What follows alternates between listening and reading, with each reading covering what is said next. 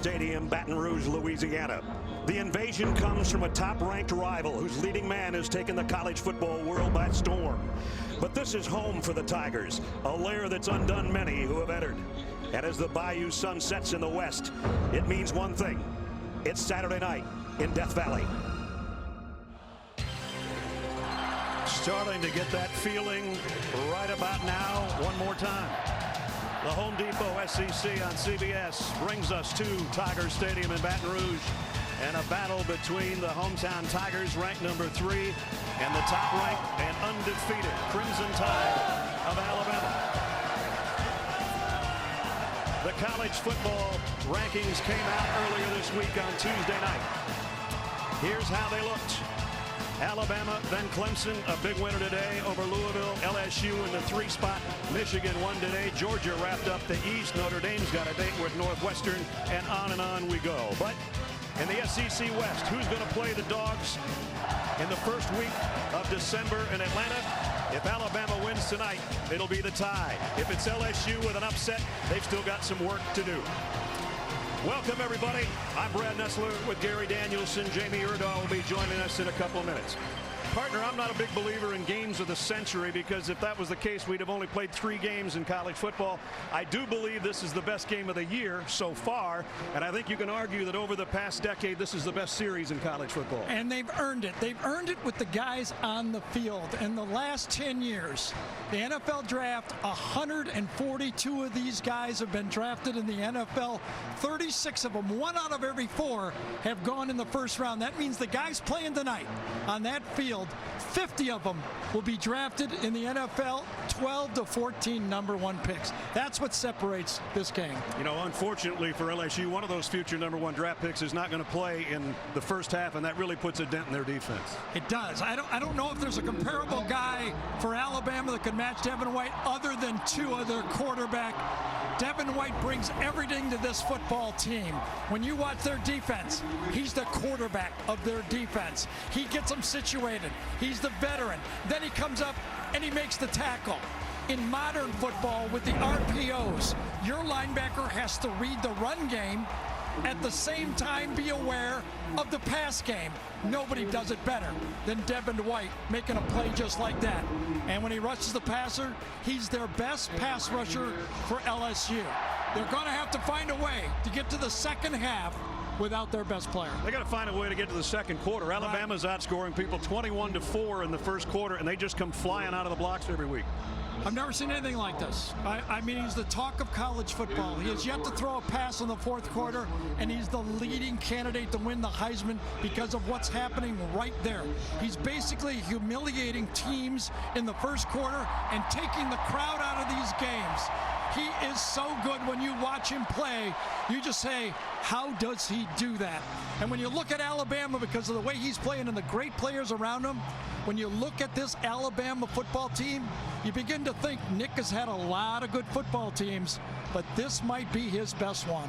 You saw that graphic. LSU hasn't given up a touchdown in the first quarter to anybody since last year against Alabama. They can hang their helmets on that, and maybe the secondary they've got that's one of the best around. That's their hope. When you watch tape, no one has challenged the receivers for Alabama because they haven't had the talent. Grant Delpit will be a #1 pick. Greedy Williams, a #1 pick. But that's not the only ones. They've got another quarter in Fulton and John Battles of them. All 4 of them will play in the NFL. But Brad, I've done the Alabama losses. You better bring a quarterback, because if you want to win, you have to have that guy right there playing at a high level, or you're not going to beat Alabama. He doesn't have Tua-type statistics, but he does have a 7-1 record as a starter. 3rd member of our team moments ago with Coach Saban. Here's Jamie. What's your gut tell you about your team and their ability to pass their toughest tests so far this season?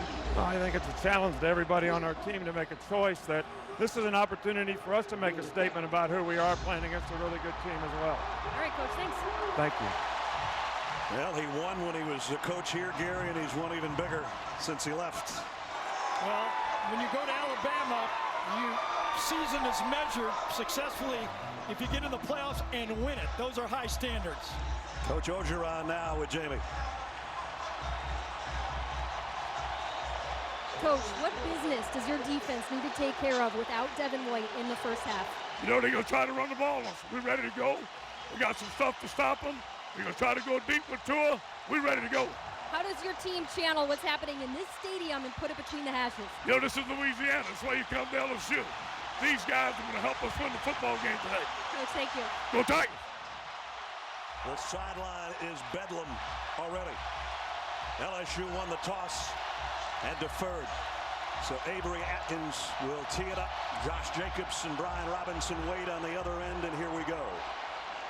And Alabama will bring it out to start at the 25-yard line. That brings us to our Chick-fil-A starting lineup. And it all starts with number 13. And he has been nothing short of unbelievable. Tua Taigavaloa, the sophomore, started things off in the second half of the national championship game last year against Georgia and has never looked back. 25 touchdowns, no interceptions. And as Gary said, right now, the front runner for the Heisman Trophy. And he's all by himself in the Alabama backfield. Now he's joined by Damian Harris. The throw is complete. One play and 14 yards, just like that. As we take a look at the group that joins Tua and the offense. We talk about what great wide receivers they have, but Irv Smith, who grew up just down the road in New Orleans where his dad was a Saint, and he adds to an unbelievable receiving corps. And on the first play of the game, one of those defensive guys that Gary talked about in the secondary is down, John Battle. Yeah, having to match up man-to-man on the first play. They need him. He is their run foot filler, and you can see on the tackle, shoulder pad to knee. You know, I have to say, you got to really respect Coach O challenging Tua. I thought without Devin White, they would take the ball. One less possession in the first half. They challenged Alabama by saying, we'll defer. I was surprised. Remember, Alabama scored a touchdown on every opening drive through 8 games. Tua, the throw might be another first down, just a little bit short. So a 14-yard pickup and then 9 more. That one to Jalen Waddle. Here's the Tiger defense. And you got to watch Patrick Queen because he's the guy that's trying to fill the shoes of Devin White for the first half tonight. You saw Battle limp off. Second down and 1.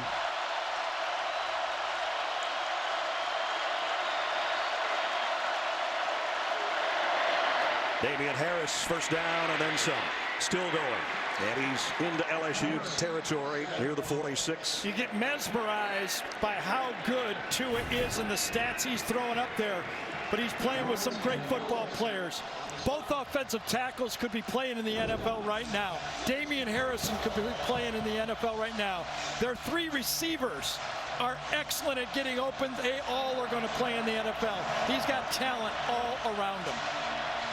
2 tight ends in there, Henches and Smith right now. On first down at the LSU 46. That's Irv Smith in motion. Taigavaloa comes back near side. Easy pitch and catch complete to Jerry Jeudy, who draws a crowd. Jeudy, the leading receiver, coming in. That's his 32nd catch of the year, close to 800 yards and 10 touchdowns. And look at this group. That's the average yards per catch for their top 4 receivers. If you throw in Irv Smith, their tight end, H-back, it comes down to about 20.7. That's how they stretch the field. And they are all great route runners, and they've got speed.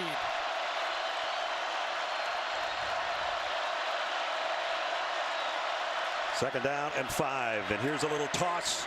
Henry Ruggs down the sideline with a big gainer. And another Alabama first down. They just keep you off balance. Tua is so good at getting rid of the ball on passing downs, and then they come with the jet sweep. That's going to count as a pass, but they keep you off balance. The reason he doesn't get hit and sacked, only 5 sacks all year for this Alabama offense, is because he pre-reads. He knows where the ball is going before the ball is snapped. 1 run, 4 passes, 6th play of the drive that's moved to the Tiger 29. Taigavaloa on the sideline, in and out of the hands of Irv Smith, just a little bit high and incomplete. And that's what you have to bank on if you're LSU. You play man-to-man coverage. That time Todd Harris, who's in there for John Battle, is matched up man-to-man. He didn't have him perfectly covered, but it took an accurate pass. When you sit in zone, they just pick at you. You've got to challenge the throw by playing man-to-man coverage and then mix in the zone. Josh Jacobs comes into the Alabama backfield for the first time on 2nd down and 10. 4 wide out group. They're going to bring the blitz again. Taigavaloa is going to try a screen. It's popped in the air. Incomplete. Almost came down to one of the offensive linemen, Jonah Williams, the All-American candidate. But it got tipped by Rashard Lawrence, I think. It did. It was Rashard Lawrence, but they did bring a 5th blitzer off the edge. You have to get a little bit of pressure on the quarterback, and they do it by bringing the linebacker. Tua had to throw it before he wanted to, and Big Rashard made the play. If LSU even gets a stop here, this place is going to come unglued. 3rd down and 18. LSU has to play safe here. Zone. Let it happen in front of you. They're going to bring a corner blitz from Delpit, and down goes Taigavaloa. There's flags down unless LSU was offside. I don't know. Michael Divinity is the guy that got there, and Tua is hurt. And remember, so is Jalen Hurts, the backup quarterback. This was a zone blitz. You bring 5, but you play zone behind it. Prior to the snap, false start, offense number 73. It's a 5-yard penalty. The down is still served. Nobody could hear the whistle on this play. It was being whistled on the play, but nobody heard it, and that got the shot on the quarterback. And if you watch Jalen Hurts warm up, because he's had surgery and has been in a boot all week, he wasn't even half speed. Delpit's the guy that hit Taigavaloa below the belt, and he's still down.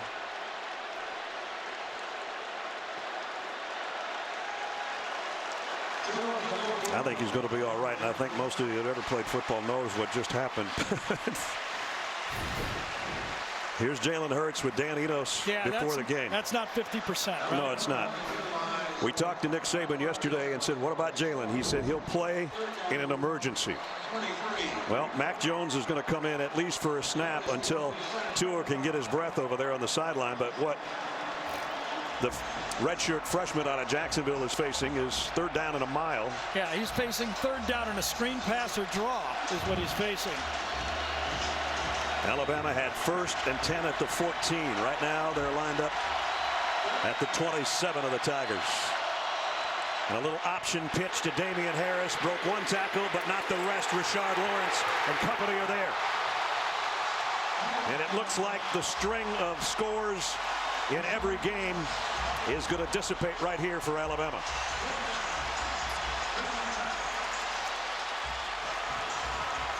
Alabama just did not want a turnover here. They were hoping they could gain 5-6 yards to kick a field goal, and they weren't even able to do that. And what'd you say, Brad? There's over 100,000 here? Yep. All 100,000 know that Alabama has scored on the first drive of every play of every game. They know it. And now they know that they forced Mike Bernier to punt for the first time in a first drive situation. Looked like it was going to be a beauty, but it made it to the end zone. The LSU defense did its job. They give it back to their offense for the first time when we come back.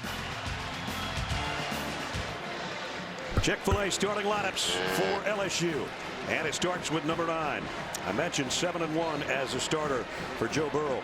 And while those statistics are not glaring, he is one tough competitor. And as we saw in the Auburn game, big plays that he had to make. Same thing with Georgia, whether it be with his arm or his legs. He's one tough cookie. And he's at the controls from the 20-yard line. Behind him, Nick Brossette, leading rusher, closing in on 700 yards for the year. How aggressive will they be? Justin Jefferson, top wide receiver in motion. Play action bootleg, throw complete.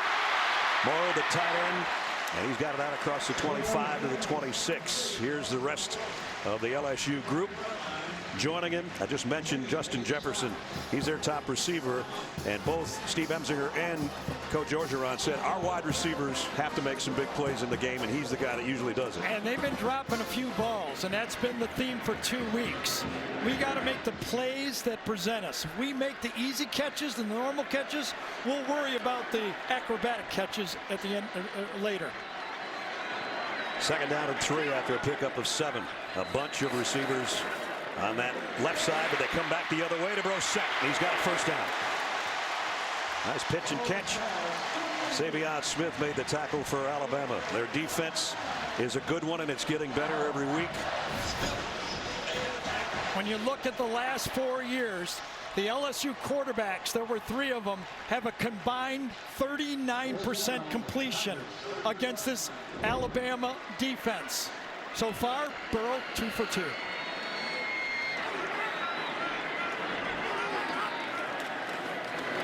Play fake and trying to throw a slant and it knocked down. Either Anthony Jennings or Dylan Moses got a hand on it.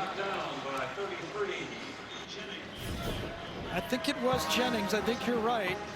Right there being blocked at the line of scrimmage, and 6'5" Jennings goes up and gets it.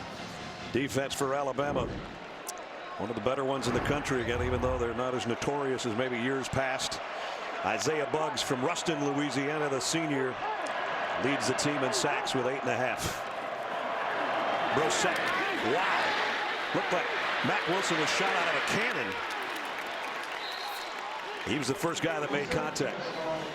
Well, this Alabama defense is giving up more yards per rush attempt than any defense that Nick Saban has had. However, as you said, they're getting better. Those inside linebackers are starting to read those little angles and those little alleys and hitting it in the backfield. So here's the first 3rd and long for LSU. 37% on 3rd down on the year. We've just ticked under 8 minutes here in the 1st quarter. 3rd down and 13. Play action. Burrow fires. Almost intercepted by Savion Smith. Had he held it, he'd probably still be running. Boy, that would have been a sweet one for Savion Smith. He started his career here at LSU. Now he plays for Alabama. The LSU receivers wanted to go at him. Better be careful. Bad read by Joe Burrow. Did not see the corner in the flat. Thought he had an easy throw to Jefferson. He's lucky he got away with it. Zach Von Rosenberg in to punt for the first time. Jalen Waddle is back deep. 2nd in the SEC in punt returns. And he's got to call a fair catch on this one at about the 22-yard line. So we're halfway through quarter number 1. A standoff so far between top-ranked Alabama and number 3 LSU. Dave Aranda, defensive coordinator for LSU. His team did its job the last time Alabama had the ball on offense. Here's a little flip again to Jacobs. Jacobs, big C on the left side, and he's out to the 38-yard line. It's funny when you talk to Dave Aranda, we just showed him, he said when Jacobs comes in, they run the perimeter. Right. So they had the scouting report, and again, I think if Devin White's out there, he points that out. He remembers that. When you got young players in there, they're just going, where's my guard? Where's the running back? Where's the quarterback? When you got a veteran, he's reminding everybody of what the tendencies are. Jacobs takes it for 17 yards and a 1st down at the 39. Damian Harris, the Taigavaloa in the backfield. Looked like they were going to run the same play. Now he pulls it, throws complete. What a catch by Henry Ruggs. You know, we can talk about the accuracy, and it is true, but it's also nice to have one of those guys. You know, nice to have 4 of those guys. Yeah, one of those guys where when you don't put it on target, they come down with it. The catch radius on that one was about 10 feet. Odell Beckham Jr. is here at the game. He can enjoy that even though it's the enemy. Tua, 8 of 11 so far. There's Odell Beckham Jr., former great at LSU.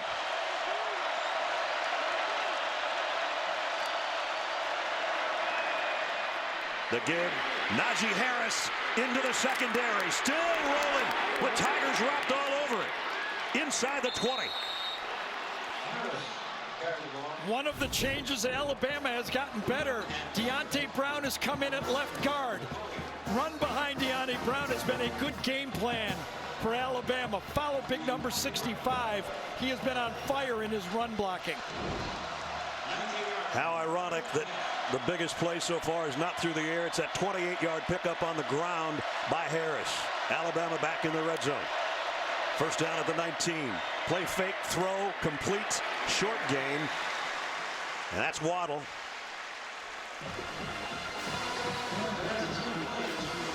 He'll bring up second down right about the 15. Think about the clock. 10 minutes, still 0-0. That's 10 minutes of running time until they get their best player back. They need to kill time and stay in the game.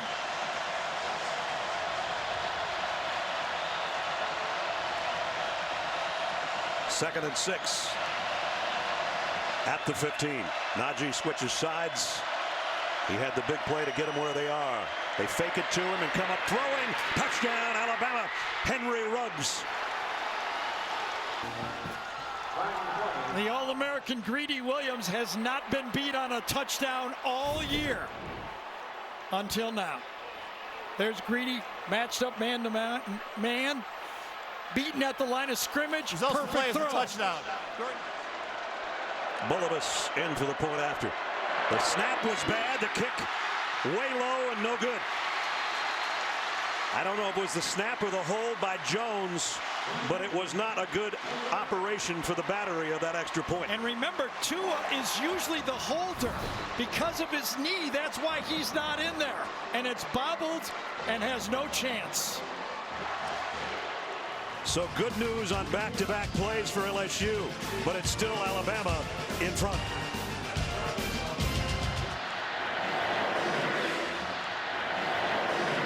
A returnable kick. We don't see many of those from the 10, Edwards-Helaire. And he weaves his way through the special teams out to about the 24. Play action. There's the slant they wanted earlier and missed on. This is Justin Jefferson. Had a first down throw to midfield. They had one earlier that got knocked down at the line. That one's good for 19 yards. They feel confident and they want to go fastball.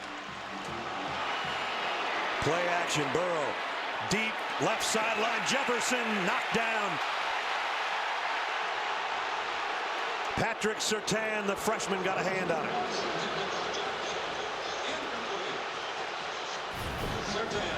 Alabama has not been pressured. They haven't been in one of these situations where somebody forced them to make the plays.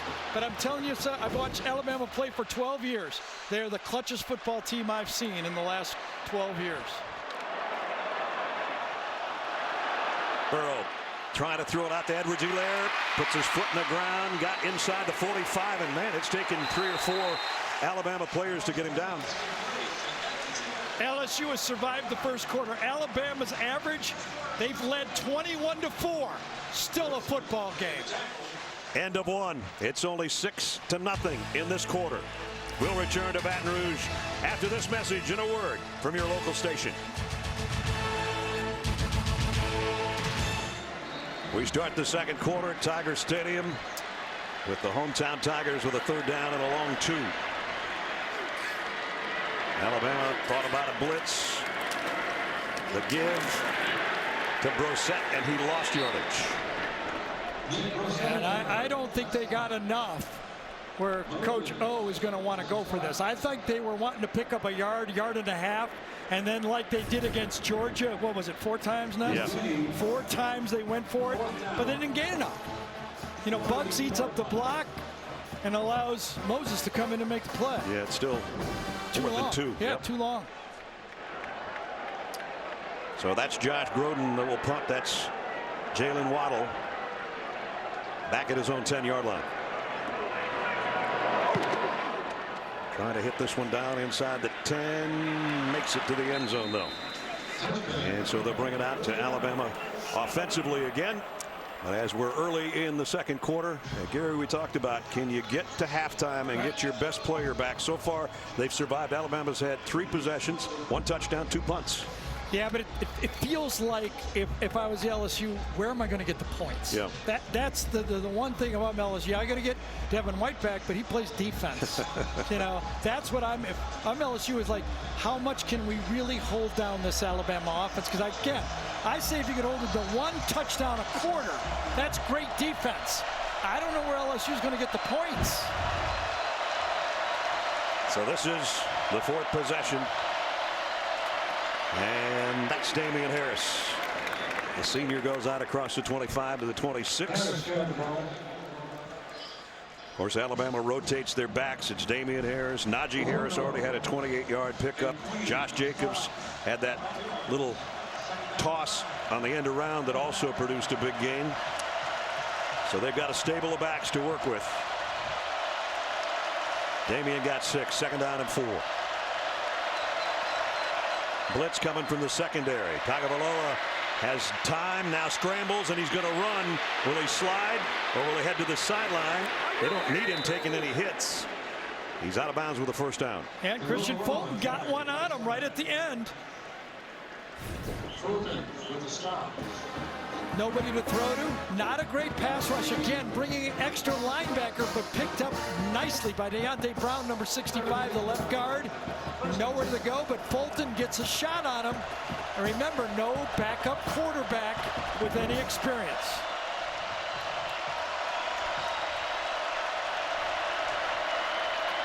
Damian Harris cuts it on the left side, and he's got maybe another 1st down, or very close, so give him 9. You know what's amazing? Damian Harris, probably one of the outstanding backs in all of college football, coming into this game, only had 68 rushing attempts in 8 games. You know, I mean, that's amazing. Your best, running back is being able to be rested all year like that. His legs are as fresh as anybody at running back in college football. And he told us earlier this year, I wanted to come back to be a leader for this team as a senior. Could have easily gone pro last year. Here he comes again. There he goes again. Damian Harris inside the 40, down to the 37. Well, I'll tell you, Hale Henches that time, in a little bit of an ISO off the H-back position, comes in there and really, watch this, watch the H-back come in here and get the load. Lead it right in there. You follow 84, and it works. Gives it off. Damian Harris straight up the middle for 3 more. And again, you gotta hold them to a field goal. You win. If you're LSU, you win holding them to a field goal. I said, doing the number of interviews we both did this week about this game, that if I was LSU, I'd take being down at halftime 14-3. We've got 10 minutes to find out how close you'll be, or how close they would like it to be. Damian Harris has 36 yards on this drive. Taigavaloa is going to flip it out there to him. Whoa, that was dangerous. Michael Divinity almost had himself an interception. Yep, that was a big misread that time. The word that LSU told us when we interviewed Dave Aranda is they felt that Tua made almost all of his throws from a pre-read. That he decided before the snap where to go to, and we have to fool him 3 or 4 times in this game, but more importantly, make a play on it when we do. They did there. And they had a chance. And it forced 3rd down at 7. Empty backfield. Josh Jacobs out as a wide receiver to the top of the screen. Taigavaloa looking that way, running away, and has to throw it away, but was it caught by Jacobs? It was. Come on. I thought he was trying to throw it away, and Jacobs caught it. I like watching NBA basketball, I have to admit. When Steph Curry makes one of those shots, I always go, come on, you can't do that, okay? Watch Tua. How does he make this throw? I thought he was going to get sacked or throw it away. It is 4th down and about 2 feet. And the Tide trying to get their lineman up there to go for it. Josh Jacobs in the Wildcat. Straight ahead. 1st down, Tide. Yeah, Patrick Queen had a chance at him, number 8. He was that linebacker. We've seen Devin White make those plays in the backfield. Watch, got a chance, runs right by him, just misses him. Had a chance, would have been a great play if he had done it, but that was the only way you're going to stop him. So they got it down to the 12. They've mixed it up beautifully, run and pass on this drive. Yep.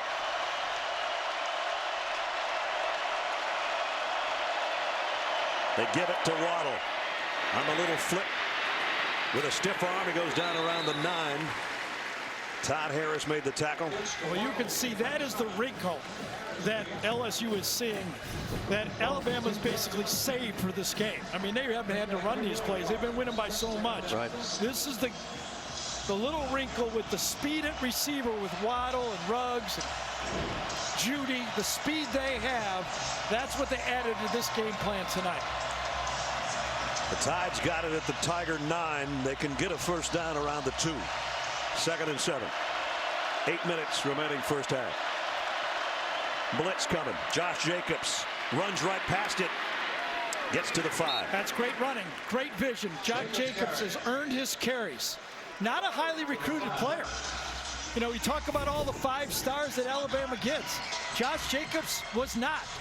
But he just gets the coaches going, he's our best all-around back. Blocking, vision, running, and catching the ball. Oklahoma missed on him. Tulsa didn't think about him, even though he's from Tulsa. Yep.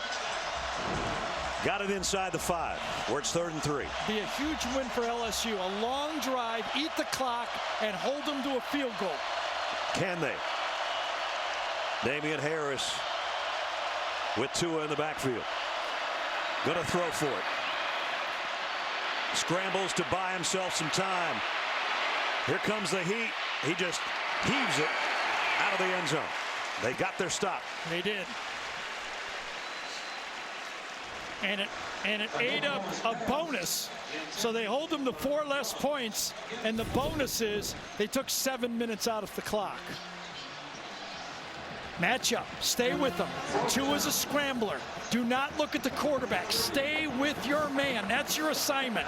Let somebody else chase the quarterback. Well done. Remember, on the extra point, it was mishandled by Mac Jones on the snap, and they missed the extra point. This will be the same setup from 23 yards on the field goal. This one's clean. It's up and it's good. So Bullibus from 23 adds to the lead.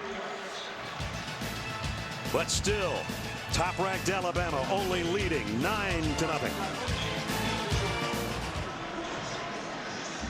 Bullibus, who just hit that field goal, set to kick away to Clyde Edwards-Helaire and Nick Brossette. As we talked about between the quarters, it continues to be a problem for LSU. No offense. Alabama in that last drive had more plays than LSU has in the whole half. Just 14 offensive plays for LSU. The defense has done its job, but the offense has got to come up with something. And this one goes out of bounds, so it's going to be decent field position to start. I think Joe Burrow has to help the offense running the ball. And I said earlier that as you look at Steve Emsinger, the offensive coordinator for LSU, the big plays that Burrow came up with in the Auburn game and the Georgia game were with his legs as much, if not more, than his arm. And I don't think they should go fast anymore either. Their defense needs a blow here. First down from the 35. Burrow, that's knocked down again. You know what? Alabama is pretty sure that LSU is throwing slants and short passes. They've been coached up that part of their pass defense is to charge. If they get cut up front, put your hands up. And Isaiah Buggs did a nice job right there. Louisiana native from Ruston almost had an interception. And another guy not highly recruited either, Buggs. Play action, Burrow. Far sideline, complete. It's short of the first down, but it's Justin Jefferson again. Yeah, so now they're in that 3rd and 2 situation that they were stopped last time running the ball. Again, I'm wondering if Joe Burrow can't help the offense here by running the ball.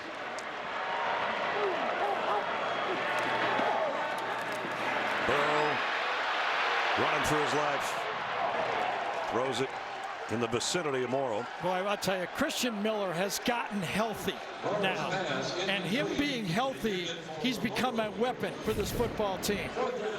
Coming off the left side of LSU right here, Alabama's right side, he defeats the offensive tackle quickly, and there's nothing Burrow could do. Remember, he got hurt in the opener last year against Florida State and missed the rest of the season, but he is rounding into form again, as Gary said, and forces a punt. Josh Grodin last time was hoping to drop it inside the 10, but it made it to the end zone. This time, fair catch taken around the 15 by Waddle. Yeah, and this is the problem again with going hurry up. It's good when it works, but when it doesn't, you give the quarterback 4 minutes. 4.5 to play in the half. Tua and company have it when we come back.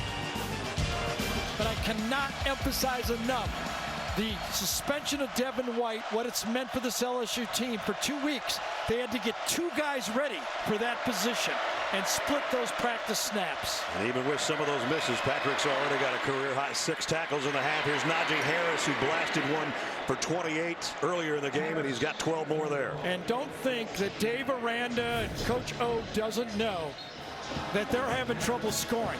And that means this LSU defense has to stand up one more time and keep the team in the game and get to halftime.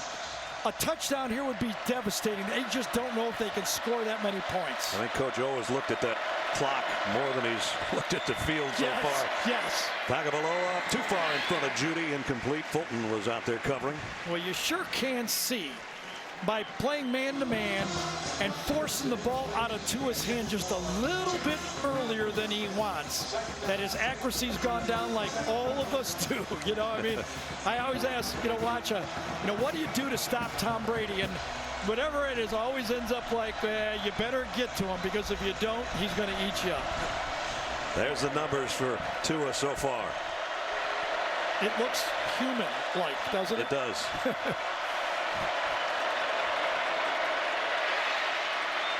Throws complete to Irv Smith, and another first down. Yeah, I think he was throwing the ball to Ruggs, though, and Irv Smith picked it off. Sometimes you just got to be lucky. That's exactly right. He had his eyes to the left. See how he's got his eyes over there, throwing it to Ruggs. You're right. They picked it off. You're nice right. One. Henry says that could have been mine, Irv. Yes. Tua's got a first down right now from the 40. Damian Harris behind him. Fakes it to Harris. Pressure coming. Going to throw it deep. Man out there, and it's intercepted. Picked off by Todd Harris. Big play, and the first interception of the year thrown by number 13. Well, Todd Harris was in for John Battle. And on this play, Kelvin Joseph was in for Christian Fulton. They went right at the true freshman. They went right at him. A true freshman, go at him, but watch. Tua gets chased out of the pocket, and he's too late with the ball, and that allows Todd Harris to get the pick. The defense comes up big. First pick of the year. Tigers have it back. So we know Georgia's in the championship. Alabama can join them if they can win this game tonight. Good news, interception for LSU. Bad news, their own 4-yard line. Right. And what order number 1 right now, job 1, get this to the half. They need a first down. Edwards-Helaire collared as he drags tacklers for about 4. Christian Miller holding on. We asked you earlier to test your knowledge with the Aflac trivia question, which was the last head coach to defeat Alabama by at least 16 points. You think we had a little trick in there for you? Yeah, Nick Saban, LSU in 2004. When we heard that Thursday, I was all over that answer, and I did not say Nick Saban. I was like, and I didn't get it. Second down and 6 as we're under 3 minutes remaining second quarter. Look out, Joe Burrow. Down he goes at the goal line, courtesy of Quinnen Williams. It's not a safety, but it's awfully close. Brad, there's a difference between aggressive and reckless. There's no need to call that play right now. You're trying to get to the second half of a football game. You're having trouble blocking the edge all year. You can't make that call. Dylan Moses is the guy that came around the corner, and then 92 joined him at the goal line. It's at the 1 foot line right now. They don't even have their starter in at right tackle. Deculus is out. They got Adrian McGee at right tackle right now, and they're lucky that wasn't a safety or a touchdown sack fumble. Alabama almost jumped in the neutral zone. Can they get it out of the end zone? Edward Zeeler got it back. And Alabama will call timeout. Boy, that called for 3 runs or a quarterback run or a bootleg safe throw, not dropping your quarterback back on the goal line. Zach Von Rosenberg is about a foot from his own end line as you look behind him. Even with a great kick, Waddle, if he has to fair catch, it's going to be around the 50. It is a good kick. Waddle will take it at the 49. Trying to give some ground to gain some, and he almost lost the ball, and he did lose some yardage. So it's still at the 45 with a timeout left. And a minute 42 to play with for the Crimson Tide offense. Don't forget, coming up, Geico halftime report. Zook and the guys will have all the highlights. They'll look back at the Georgia win over Kentucky earlier today that put the Bulldogs back at Mercedes-Benz Stadium the first Saturday of December to try to win the SEC crown again. Will they be playing Alabama? We're 2 quarters and a minute 42 from finding out.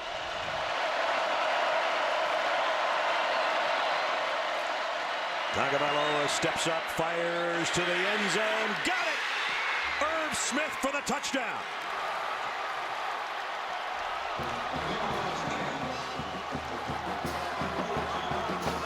Louisiana native from New Orleans beat Delpit and company on a perfect throw by Tua for his 2nd touchdown of the night. So when you have an Irv Smith who's a receiving tight end, you get him out of safety. Even though you lose a receiver, you put your tight end on a safe. Well, geez, they were playing man-to-man and chased the whole way. Delpit had no chance for him that time. He was beat at the line of scrimmage. No help deep. That was pitch and catch, and that's devastating for this LSU team. Irv Smith's just like having another wide receiver out there. 25-yard catch.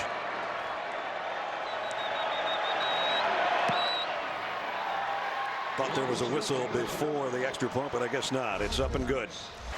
And coming out in the 3rd quarter, LSU will have its best defensive player ready to go in Devin White.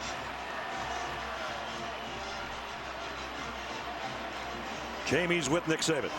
Coach, how have you held this team off the scoreboard, but more importantly, -1 rushing yard from LSU? Well, I think our defense is doing a good job. We're mixing things up. We made some good adjustments from the beginning of the game. So you got to keep playing, though. They've got a lot of good explosive players. All right, Coach. Thanks. All right. Thank you.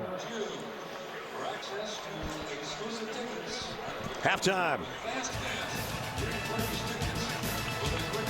Big play by the defense, but it's been all offense for Alabama. 16-0. Geico halftime report is coming up next. Just about set to start the 3rd quarter in Baton Rouge, and moments ago this was a scene, one of the final guys out of the locker room for LSU, Devin White, and it caused quite a stir for the fans over there. They are hoping that number 40 can make a big difference in the 2nd half. Gary said earlier, if you could get around 14-3 at halftime and then get him back, that would be good. Not quite what you were hoping for, Gene. No, and I think you nailed it. It was a stir. If it was 9-0, it would have been an earthquake. No doubt. As he came out. Well, LSU gets the ball to start the 2nd half, and they've got to find some offense. That's been the big problem so far.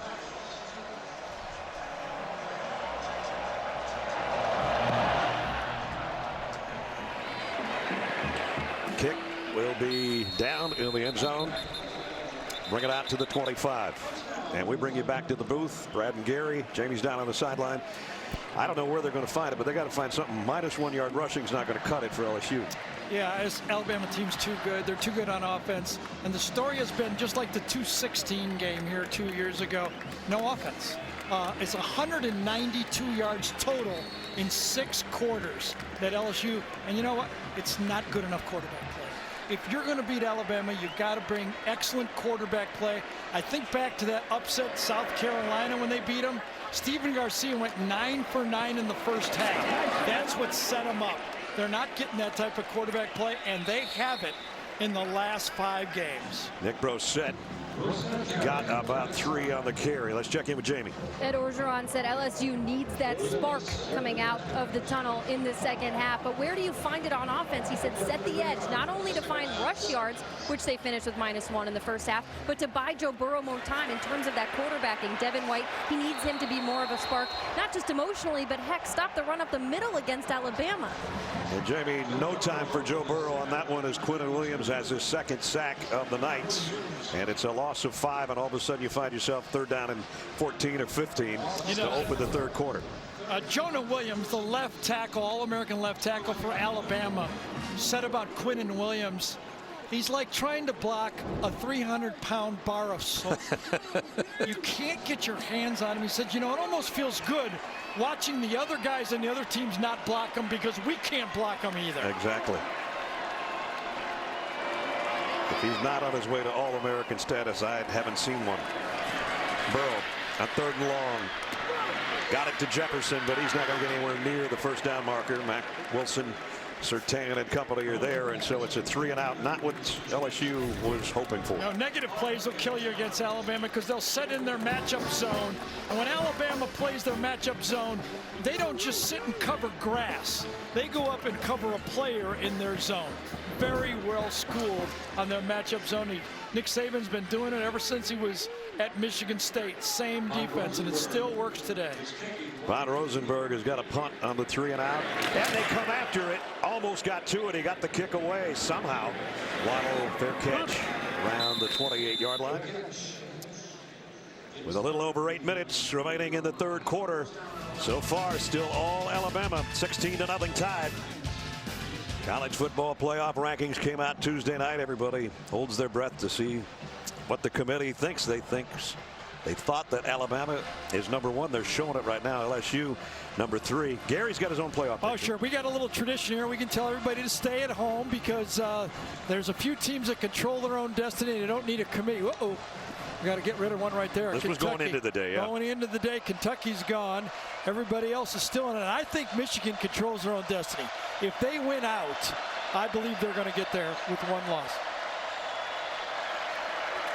Here's Najee Harris trying to bounce it outside, no gain. But there's more work to be done by the committee, you say. However, if somebody loses, now the committee can go to work, okay? And here's some of the possibilities. What if it's Ohio State as the Big Ten champion? Now you got to decide, or will it be Oklahoma? West Virginia got a big win today. Washington State, Mike Leach still has his team alive. UCF still alive, undefeated with all those games in a row. And what if, are we going to put it up there? We don't have time to put the main one up there.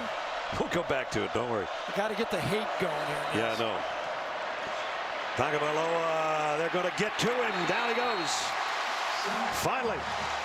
Ed Alexander, the nose tackle. Good coverage, and Ed Alexander finally gets to the quarterback and forces Tua to eat this pass attempt.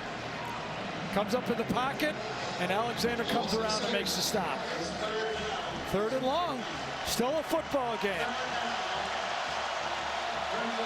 Very long. They need to get all the way to the 38-yard line for a 1st down. All 3 wideouts to the right of Taigavaloa. He's looking the other way. Wants to throw in the middle to Irv Smith. Tight end screen, and he got there. 1st down. Wow. How valuable Irv Smith playing the role of O.J. Howard has been in this offense. You go empty, you take your tight end, get a little chip, buy some time if you're the quarterback, and drop off a safe pass for a 1st down. Now you go back to Judy on the wide side, and Judy's got some blockers out there. Man, he has great skills after the catch. And he's fast, and he's got good hands. Here's the secret about a good thrower. When you can lead a receiver to where he wants to go. And that's what Tua did on that pass. Perfectly thrown ball, allowed Judy to turn up as he caught it. Now it's back to Damian Harris, right into the middle of the pack there. Glenn Logan was the first guy to make contact. The last wild card in that playoff thing, by the way, is what happens to the team that everybody thinks is one of the best four. What happens if Alabama gets knocked off? What will the committee do with that? Because it's hard to argue that Alabama isn't one of the four best teams in the country, even if they do get knocked off. And remember, a year ago with one loss, they made it in, and they made it pay off for another national championship. Second down and 8. Judy trotting over into the slot on the right side. Taigavaloa fires that way, incomplete, intended for Judy. So I guess that Notre Dame thing you had over there on your screen, so far, that holds up. Yep. Committee can stay home. They don't have to fly in. Third down and 8. See if Devin White comes flying in. He's trying. Taigavaloa flushed out of the pocket. He'll run with it. He's got the first down and more. Still on the run. He is gone. Touchdown, Alabama. 44 yards. And he's holding his knee again at the end of that. There's not much chance. He wanted to slide, but he couldn't. He had an open space in front of him. He goes, I can't slide. I can score. Caught LSU in man-to-man coverage. Everybody had their back turned. You get past the rush. Look at that LSU defender in the top of the screen there, running away from Tua as he breaks into the secondary. What a picture and what a score. Oh, boy. And a blocked extra point. That's the second problem they've had on an extra point. See, that's the hope and the fear, by the way, for Alabama. If we do get in a tight game, will our less than championship kicking game come back to haunt us?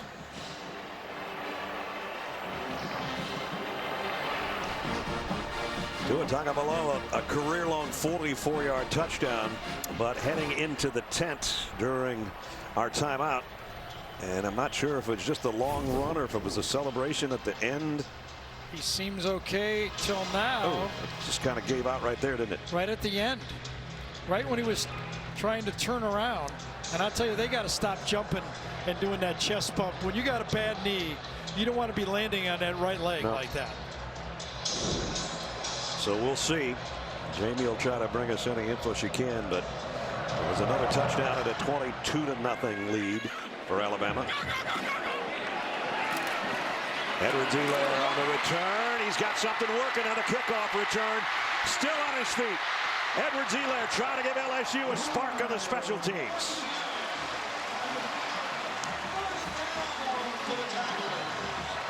Coach Ogeron told us that we need something else in this game to beat these guys, to help us score.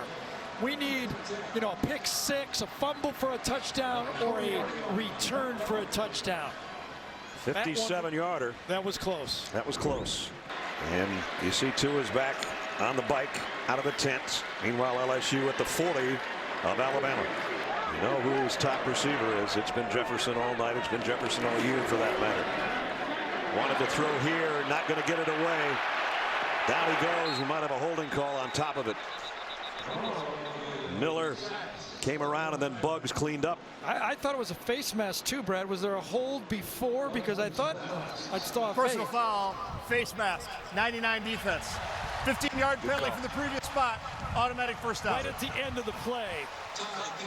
Raekwon Davis with the face mask. Right there. Yeah, he got all of it. Tried to slide it off, but good call and a first down for LSU. Got it at the 40-yard line. But time is of the essence. They've got 1 quarter left to try to make up 22 points. And in this case, 23 if they want to win. And hold Alabama without anything else in the fourth quarter. Edwards-Helaire will bring the quarter to a close.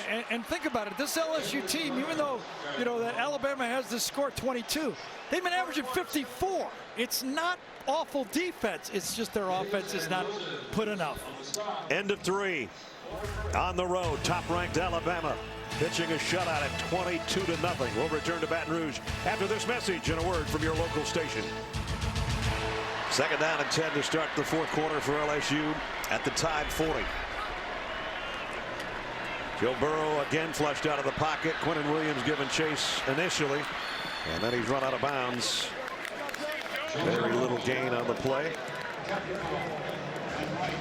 You take a look at the festivities from the Chick-fil-A pylon cam. Not as many people in here as there was 3 hours ago, that's for sure. A little frustrated by the lack of offense for the Tigers. They had so much hope coming into this game that maybe this would be the time to snap the 7-game Alabama winning streak, but they got a big uphill climb right now. 3rd down and 3. It'd help if they could convert this. I don't think they want a field goal. Burrow down the middle, and is it caught or is it intercepted? It's caught by Anderson, I think. That was good protection that time. Joe Burrow had great room to step up and throw that football.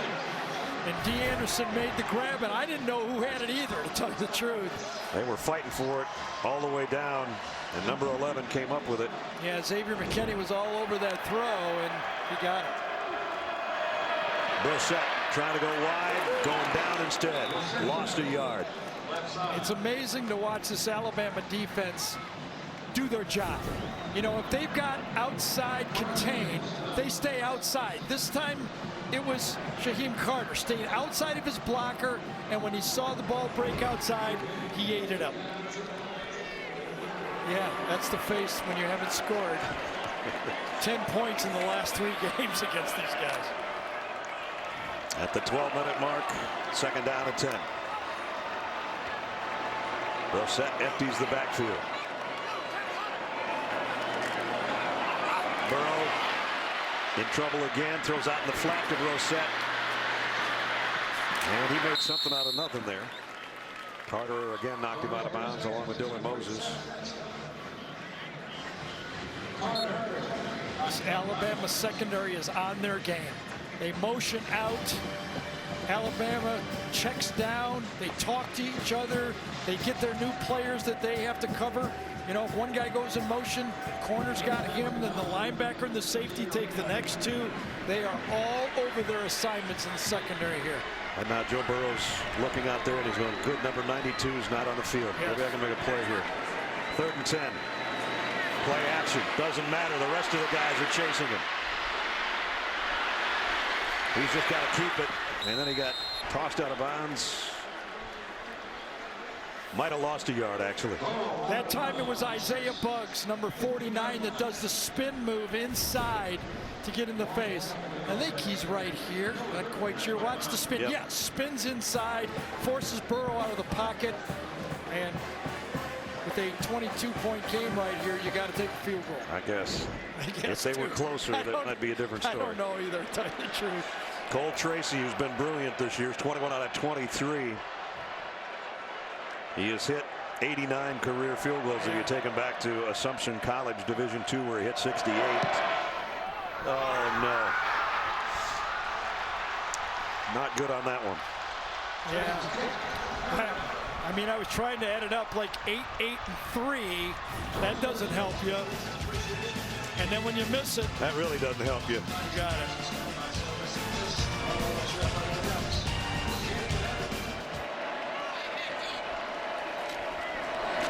Najee Harris straight up the middle. Najee Harris, his 3rd big run of the night, all the way out near midfield. Najee Harris is a 5-star running back, one of the most hotly recruited players in all of the country. He's 3rd string here at Alabama. Another 29 yards. He just chewed up out to the 49-yard line.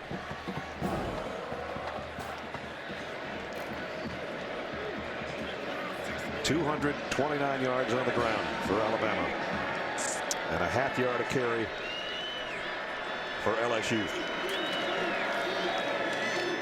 Najee again.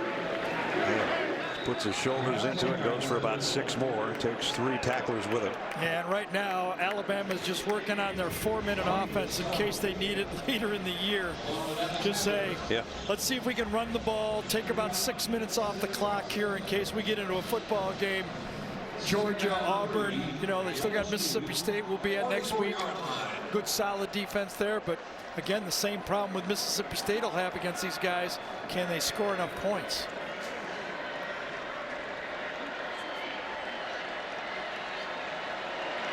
using as much clock as possible. A 2nd down and 3. The throw is complete to Judy in perfect stride. Judy sidestepping tacklers. Still going to the 20-yard line. Jerry Judy. Jerry Judy's one of the few receivers I've seen doing college football that speed up when they catch the ball. It's just so apparent when you're up here watching him. He seems to accelerate as he catches the ball. He creates space just as he's catching it. Only a few players have that knack. On the Biletnikoff list as the top wide receiver in football. Showing it here again tonight, as he has all season long. Another in the great line of great wideouts at Alabama.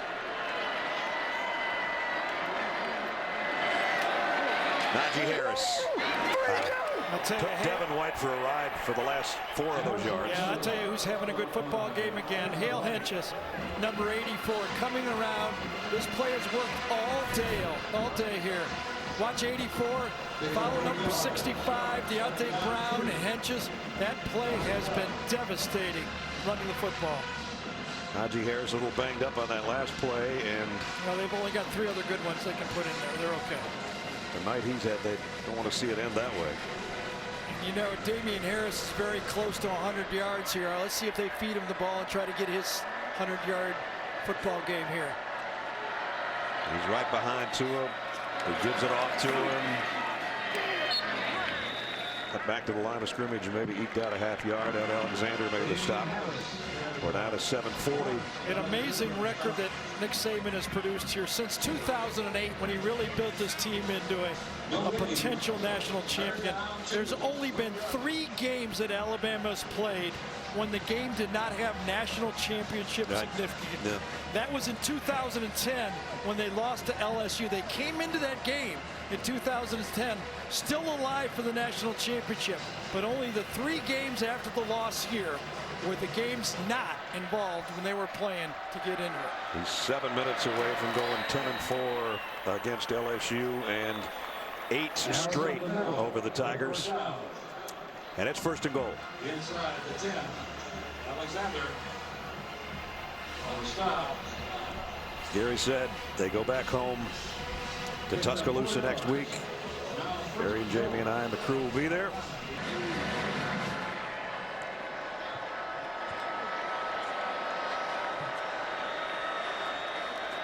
Damian Harris straight up the middle. Got to the 2, maybe the 1. That puts him over the 100 mark. You know, you talk about maybe LSU needing some more offense. Well, the other night, you go in the off week, Coach O was going to watch Tua's little brother, right, Brett Ness? And then he showed up today wearing an LSU badge around his neck. That is Taulia. 65 big-time recruits here, but only 1 walked out to the 50-yard line with the coach. He's committed to Alabama, but Georgia's offered it. LSU is in the hunt. That's called SEC recruiting right there. Yeah. Damian Harris, straight ahead touchdown, Alabama. From a yard out.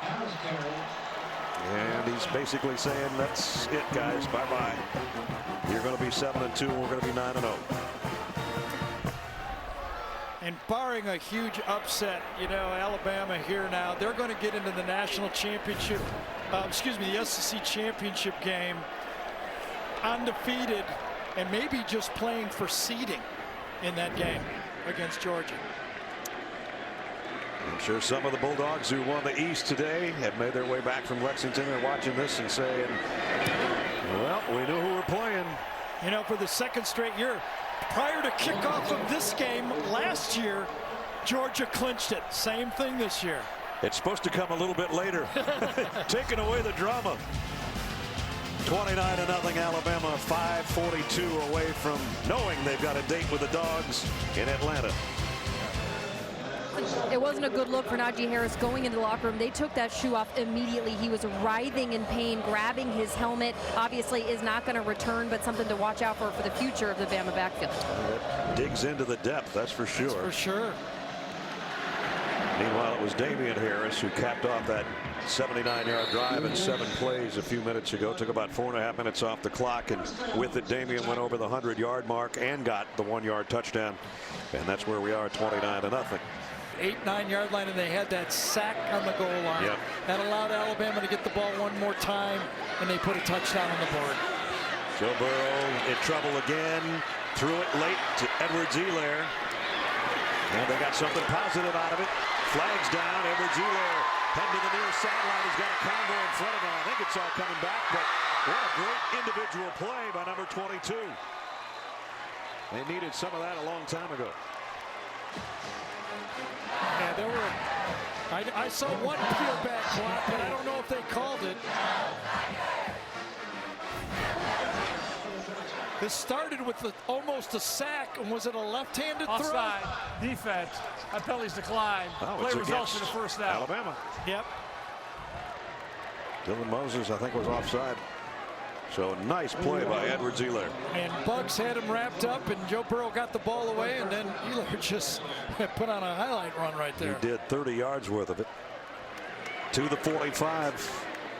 LSU still looking for their first points of the night with 5 minutes to go. Deep middle, throw into danger zone. Broken up.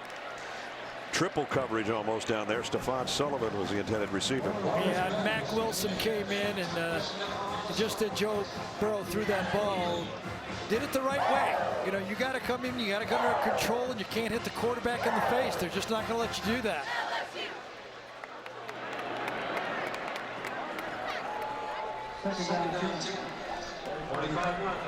Giles and Jefferson up to the top of the screen. Jamar Chase to the right for Burrow on 2nd down and 10. A pass rush that won't give in. They try to throw a screen to help that, and Mac Wilson says, I got this. He makes the tackle.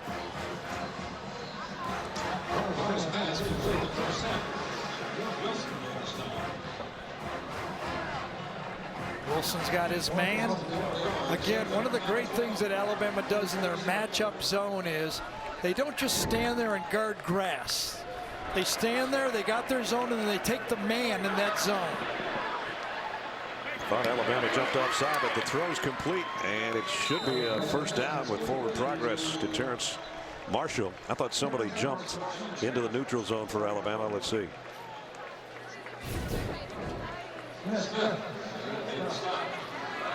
Another one of these. Offside, defense number 32. That penalty's declined. Play results in the first down. Another one of those sidearm throws by Joe Burrow, just throwing it to kind of survive. Jalen Hurts, who hasn't had to play, he'll have another week to get his right ankle in better shape. Burrow down the middle, in and out of the hands of Stephon Sullivan. We haven't said his name much, but Raekwon Davis, that time number 99, was the guy that put the pressure. It seems like they're taking turns up there to pressure the quarterback. He hasn't had quite the statistics that he had a year ago. No, but you know what the statistic he's always going to have? He's 6'8", 300-some pounds. He's always going to be that big. He is. And the NFL's going to take him. Well, they're doing it in Baton Rouge tonight. Burrow, the throw complete. Yeah. D. Anderson. Right in that zone. This is what the offense has to look like if you're really going to be able to move the ball against Alabama. You got to make these window throws in between the safeties. No other way. No easy throws against this team. Pick up at 23, and now Burrow trying to get some points. He's going to run. I thought he was going to run right into the defense. Now he comes up throwing late, incomplete. Intended for Sullivan again. I'm not sure how he got out of that mess.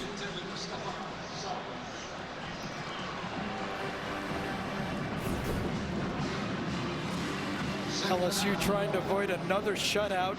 Been shut out 2 of the last 3 years. If you take the last 8 losses by LSU in this game, they're averaging 9.1 points. They've had 3 shutouts. The most they've scored in these losses, 17 points. That wouldn't even help them right now. No, but the 9.1 average still would have won that 9-6 game. That's right. That's true. The game of the century, huh?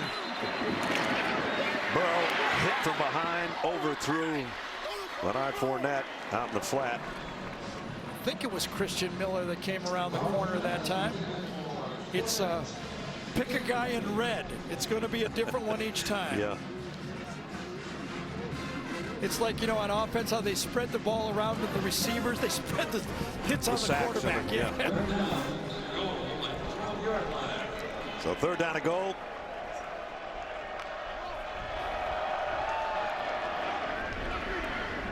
Giles and Anderson up to the top, and Jefferson to the right of Joe Burrow on the 3rd down and goal. Zips it down the middle, and it's intercepted by Mack Wilson. Holy cow. 6th career interception, his 2nd of the year. That's your middle linebacker, by the way, making that acrobatic catch right there.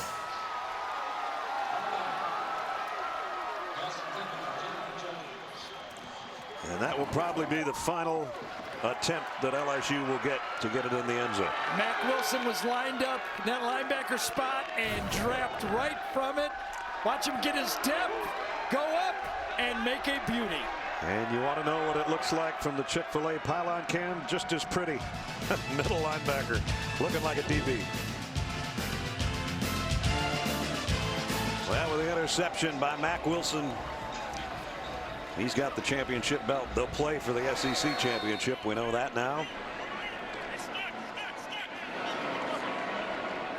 As Alabama would just like to eat up 3 minutes 35 seconds here, and it's Brian Robinson. Give it out for a loss. Well, they've done it before. 2nd SEC championship meeting. Alabama won the 1st one. I remember Georgia's driving down there. I think it was Aaron Murray on a tip pass. It was caught. Had they dropped the ball, they might have had another play. And the 12th appearance, tied for the most of any team for Alabama. Georgia, the defending champs, and they get another crack now. Last year they beat Auburn. Now they'll get a crack at Alabama the 1st Saturday of December at Mercedes-Benz Stadium. So the question is, can Georgia match up? They've got a few holes in their team, but what they do have coming on, they've been running the ball better lately. And if you can run the ball against Alabama, you can put some pressure on them. I think Georgia went for, I think Zook said 334, 338, something like that today. I think over 300, yes. Here's Robinson. See if he stays in bounds. He will. After a nice run at a 1st down. You know, it's just kind of hard to wrap your arms around this Alabama success and how talented they are. Watch them playing out here, how talented they are. And then you think back to the last 2 drafts. Alabama had 22 players taken in the draft in the last 2 drafts. Wow. If you take 22 guys to the NFL, most coaches would say, hey, we're really young. Yeah, we're going to rebuild. That's right. Yeah, here's what they say. We're really good. And we're going to keep getting better. And now Tua's day is done, and Mac Jones will take over. Just another day at the office for number 13. Over 300 yards of offense. 2 scoring tosses and 1 run. And now Robinson again dives for another 1st down and stays in bounds as we work our way under 2 minutes. Alabama will go to 9-0. It's so different. You know, we're going to go. We got the 2 teams already decided it's going to be in the SEC championship. Just a year ago, with 3 games to go, that's when Auburn beat Georgia, the #1 team, and then Auburn beat Alabama, the #1. All that happened, and now it's already decided. Right. Think about those 2 games last year. And then Georgia got the rematch with the Auburn Tigers. Exactly. And won it. Now that guy's only got 6 national championships, so there might be another one in the future. Who knows? They've got to go through the remaining regular season schedule, and they've got to go through Georgia to make the playoff. And one thing Georgia's going to do is Georgia's going to believe they can beat Alabama. I mean, you come within 1 play. You're getting ready to that football game saying, we played with them before. They had a 2nd and 26 on us. Yeah, and Tua lit it up. Yeah. Well, in the final seconds here, the 5th or 6th running back for Alabama's in there. We saw Butch Jones when we went to the interview Nick Saban. He's helping out with the staff, and I said, Butch, do you learn anything besides getting a lot of good players on your team? Helps a lot. Give me a hug, coach. A little love. We're the West champs. We're heading to Atlanta. We'll head back to Tuscaloosa. We'll meet Mississippi State next week here on CBS. Ed Orgeron's got the right thing going on here, though. They just need some more players, some more playmakers, and definitely not enough offense tonight.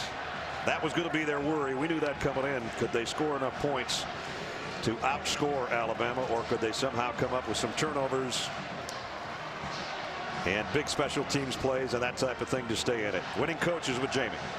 All right, Coach, we heard this week that with your choice, you want to elect to kick some tail. Did your guys get the job done today? Well, I'm satisfied with the way we played today. This is a tough place to play. You know, we wanted to make a little bit of a statement, too, in terms of the kind of team we had, people talking about our schedule and whatnot. But I thought our players did a great job. They competed really hard in the game. LSU's got a really good team, and this was a tough place to play. And I thought we did a good job with our poise and everybody sort of buying in and doing what we needed to do to sort of dominate, you know, their box. To see Tua throw his first interception of his career, and then re-injure his knee a little bit, but come back and have the game that he has, what do you continue to learn about this young man in these settings? Well, he's a great competitor. He's very instinctive. You know, he's very great arm talent. You know, he reads a lot of plays for us very well. And, you know, we got some good receivers. So we got some guys banged up tonight, so hopefully we'll be all right. Once again, you find yourselves in the SEC championship game against Georgia. What comes to your mind when you hear that? Well, I thought we had to win another game for that to happen. Well, now you know. Maybe I'm wrong.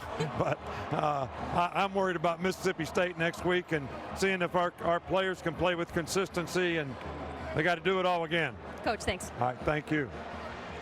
Even thought he needed another win. There you go. You learn something every time. Sometimes you get focused and you just don't know. Really good.